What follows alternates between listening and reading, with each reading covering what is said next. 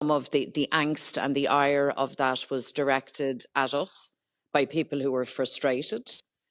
By the way, not by raving racists, far from it. What's gone wrong with Sinn Féin over the last year? You've collapsed in the polls. You had a really poor local elections, not a great European elections.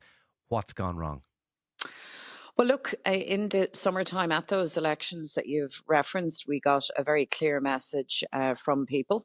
They were telling us to shape up, shake a leg. We've worked hard over the Did, summer. did immigration Um, cost you votes? The, I think certainly the government's cack-handed mishandling of this certainly caused unnecessary division. And certainly some of the angst and the ire of that was directed at us by people who were frustrated. By the way, not by raving racists, far from it, but just by people who were frustrated and saw chaotic and a lack of any kind of proper planning on the part of government.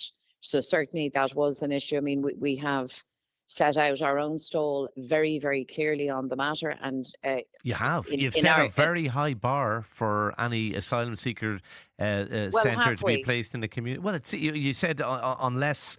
Basically, unless there are good existing services in the area, you Well, could let make me, you could make a yeah. case. You could make a case that there's nowhere in the country at the moment Well, that you would hit see, that criteria. I disagree with that, Shane. I fundamentally, what we have said very clearly is in communities where kids go to community projects and eat as much as they can on a Friday because they're not sure that they're going to be fed till the following Monday.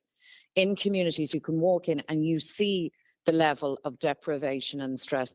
Those are not appropriate sites for centres for another cohort of vulnerable people who need a lot of support and a lot of resources. That to me is just a matter of common sense.